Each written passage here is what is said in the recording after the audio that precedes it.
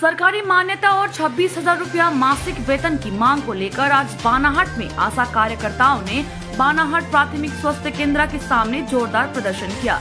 13 सूत्रीय मांग करते हुए इस प्रदर्शन में बानाहट 1, बानाहट 2, बिनागुड़ी, चामोर्ची और सकुआ झोड़ा से दर्जनों आशा कार्यकर्ता शामिल हुई। सीमा दे आसिका मुर्मू और शांता उरांव के नेतृत्व में हुई इस विरोध रैली में कार्यकर्ताओं ने कहा, हम दिन रात मेहनत करते हैं, हर घर तक स्वास्थ्य सेवा पहुंचाते हैं, लेकिन हमें ना तो स्थायी मान्यता मिली है, ना ही कोई सामाजिक सुरक्षा।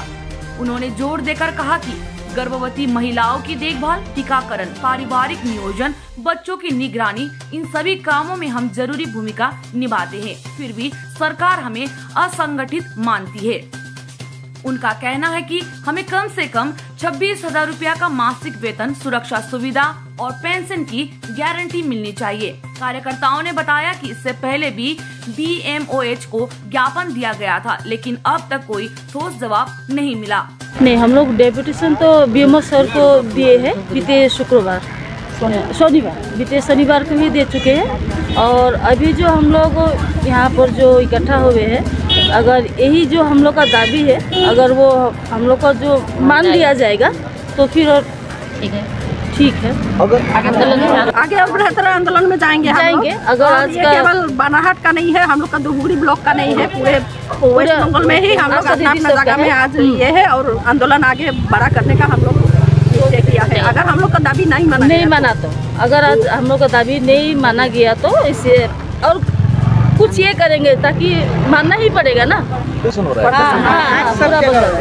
सब जगह सभी जगह हो रहा है, ब्लॉक में अपना ब्लॉक में जहाँ पे PSC है, BPSC है, उसके सामने इकट्ठा होकर सब कोई अपना प्रदर्शन कर रहे हैं। आपका परिचय? मेरा परिचय, मेरा Asika Murmu, Banahat tea garden 3 number sub centre. आपका? मेरा Shanta Oraon, बानाहट EG2 sub centre. सीमा दे ने चेतावनी देते हुए कहा, अब हम चुप नहीं बैठेंगे, यदि सरकार ने हमारी बात नहीं मानी तो आंदोलन और तेज होगा।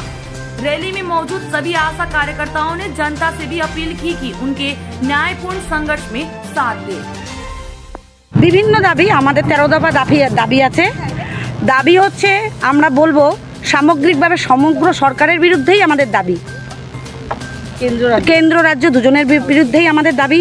কারণ আমরা খুবইভাবে অত্যাচারিত হচ্ছি। অত্যাচারই বলবো যে আমরা দীর্ঘ 15 বছর ধরে নিয়োগ হওয়ার পরে অক্লান্ত পরিশ্রমের পরেও আমরা পারিশ্রমিক কিছু পাচ্ছি না বলাটা ভুল, মানে মূল্য যতটুকু হওয়া উচিত সেইটুকু পাচ্ছি না।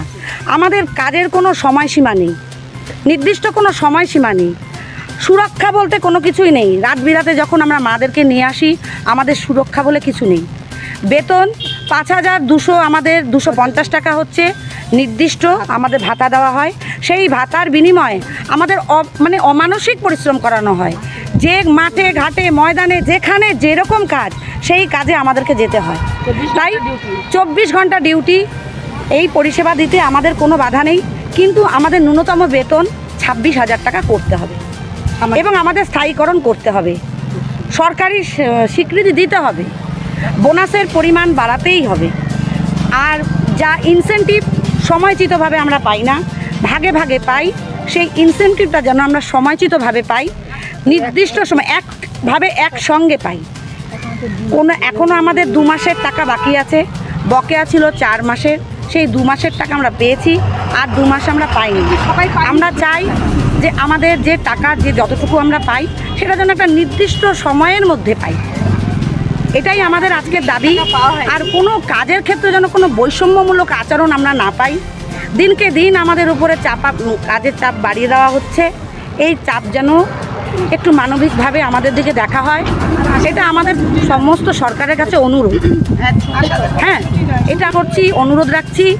আর বলছি যে আমাদের ছুটি নেই, মাতৃত্বকালীন পরিষেবা পাওয়ার জন্য মাত্র 45 দিনের ছুটি, কিন্তু সকল কর্মচারীদের ELCL আছে, আশাদের কোনো কিছু নেই। তার বাড়ির পারিবারিক তাকে তার যে বুধবারে যদি কোনো হয় তার মায়নাটা কেটে দেওয়া হয়।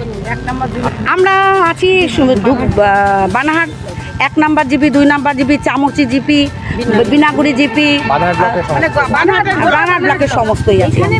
আমরা কাজ পুরোপুরি বন্ধ বলতে পুরোপুরি বন্ধ না, যদি আমার এলাকায় কোনো মা বা বাচ্চা অসুস্থ হয় তাকে আমরা পরিষেবা দেব, কিন্তু তার বিনিময়ে যে পারিশ্রমিকটা আমরা পাই সেই পারিশ্রমিকটা আমরা নেব না।